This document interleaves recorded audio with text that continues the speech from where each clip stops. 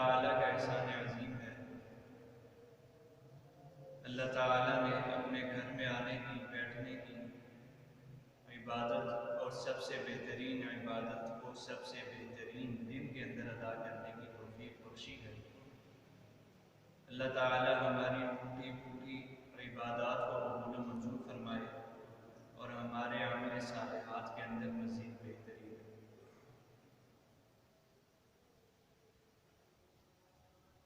اللہ تعالیٰ نے نبی کریم صلی اللہ علیہ وسلم کی شریعت ہمیں عطا کی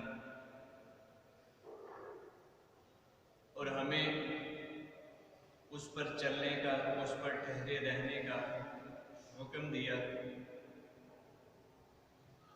اور بتلایا کہ کوشش کی جائے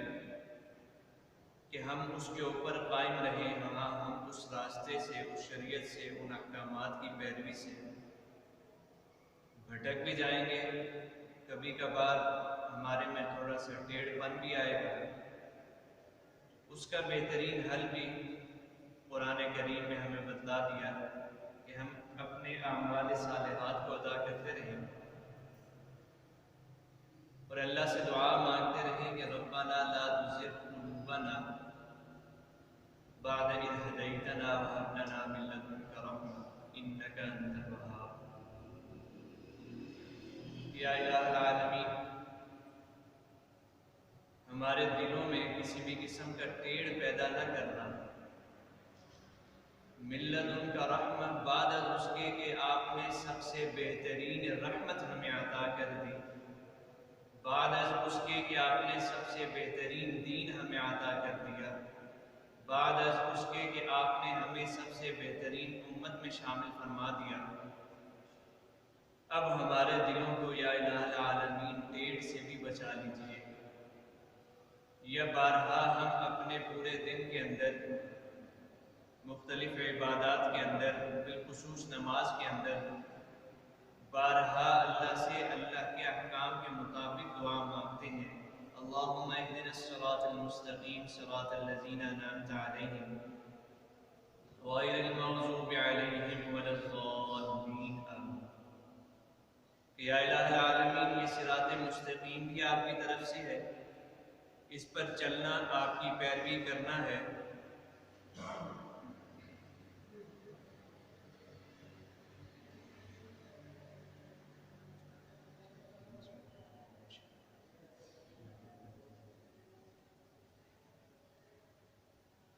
اور ان لوگوں کے رستے پہ یا الہ العالمین ہم چلنا چاہتے ہیں جو آپ کے بڑے قریب ہیں،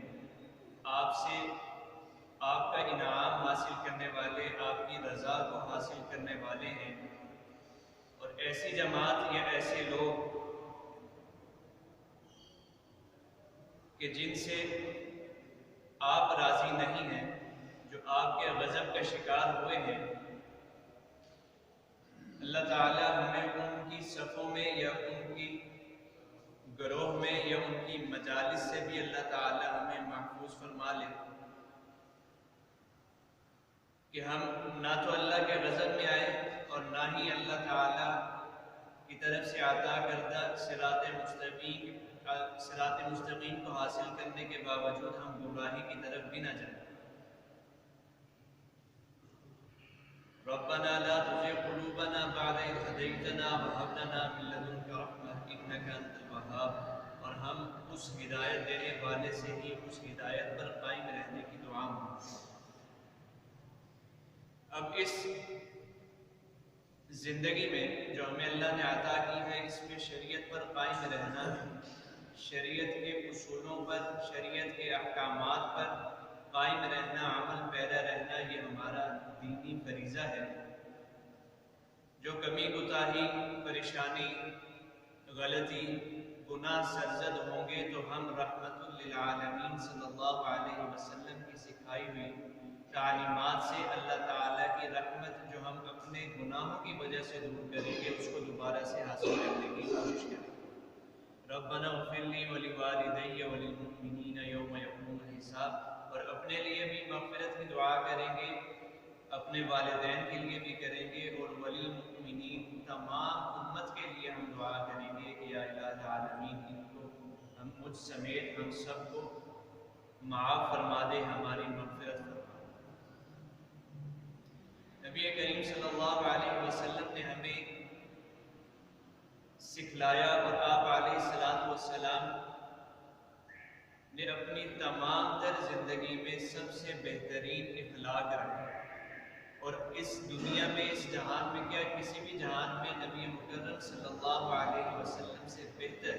کوئی اخلاق رکھنے والا نہیں، کوئی اخلاق کی تعلیم دینے والا نہیں۔ نبی مکرم صلی اللہ علیہ وسلم کی حسن اخلاق کے بارے میں ہم نے پچھلے سے پچھلے جمعہ کچھ واقعات پڑھے تو ہمیں یہ پتہ چلا کہ آپ علیہ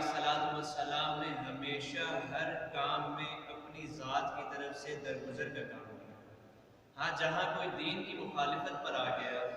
وہاں بھی غزوات ہو رہی ہیں تو غزوات سے پہلے بھی دین حق کی دعوت دی جا رہی ہے، وہاں بھی جب تک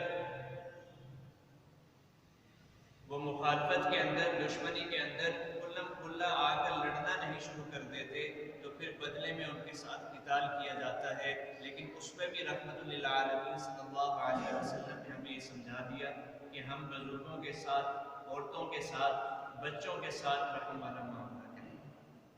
بشرطے کہ وہ جنگ میں شامل نہ ہو، بشرطے کہ وہ قتل و قتال میں شامل نہ ہو۔ جب قتل و قتال میں وہ شامل ہوگا پھر اس کا بدلہ اور اس کے احکامات اس پر لاگو ہوں گے۔ نبی مکرم صلی اللہ علیہ وسلم نے ہمیں یہ بتلا دیا اور سمجھا دیا کہ اس کائنات کے اندر جب ہم اللہ کو اور رسول اللہ صلی اللہ علیہ وسلم کو راضی کرنے کی کوشش کریں گے، اس دنیا میں ایک دشمن ہمارے ساتھ رہے گا اور وہ شیطان ہے۔ ہم نے اس کے چنگل میں آنے سے اپنے آپ کو بھی اور دوسروں کو بھی بچانا ہے۔ وہ بچائیں گے کیسے؟ ہم نبی مکرم صلی اللہ علیہ وسلم کی تعلیمات پر عمل پیرا بھی ہوں گے اور نبی مکرم صلی اللہ علیہ وسلم کی تعلیمات کو آگے پھیلانے والے بھی بنیں گے۔ امر بالمعروف و نہی عن المنکر کے حوالے سے ہم نے واقعہ بھی پڑھا اور سمجھا تھا کہ یہ ایسا کام ہے کہ اس کو ادا کرنا سب سے زیادہ ضروری ہے۔ بنی اسرائیل کا واقعہ ہم نے پڑھا اور سمجھا۔ اسی طرح ایک اور واقعہ کہ حضرت جبرائیل علیہ السلام کو حکم دیا گیا کہ فلاں بستی کو جا کر ختم کر دو، تو جبرائیل علیہ السلام نے کہا، جس کا مفہوم ہے کہ اس بستی میں تو فلاں نیک آدمی موجود ہے، فرمایا کہ اس بستی میں جب عذاب دے دیا جائے گا تو سب سے پہلے اسی کو عذاب مسلط کیا، کیونکہ کبھی بھی دین کی خاطر، دین کو قائم کرنے کی خاطر، دین کو پھیلانے کے خاطر، دین کے حوالے سے، دینی اطاعت کے حوالے سے کبھی بھی اس کا چہرے پہ کسی کی بھی قسم کا کوئی تغیر نہیں آیا، کوئی تبدیلی نہیں آئی، کوئی امر نہیں آیا، اور وہ اس طرف، اس کام کے حوالے سے اس کی کوئی محنت نظر نہیں آئی۔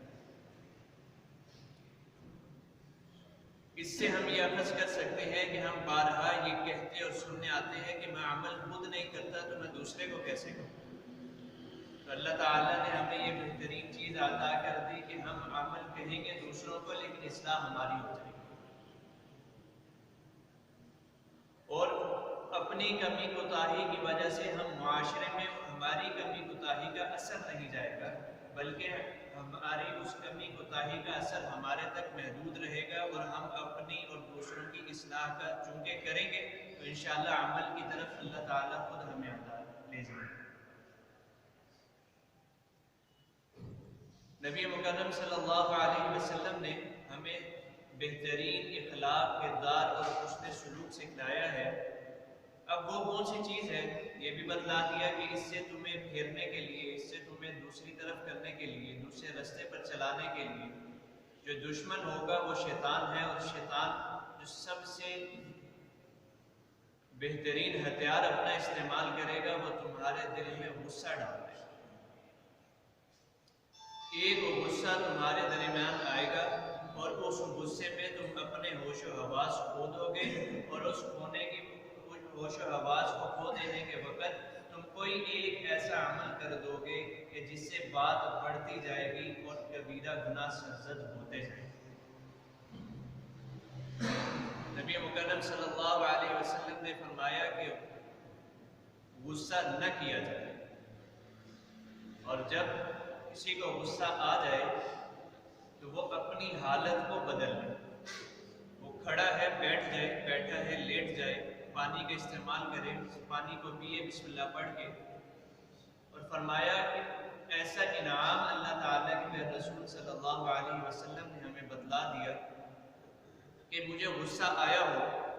اور میں اپنے غصے کرنے کے اوپر قادر بھی ہوں،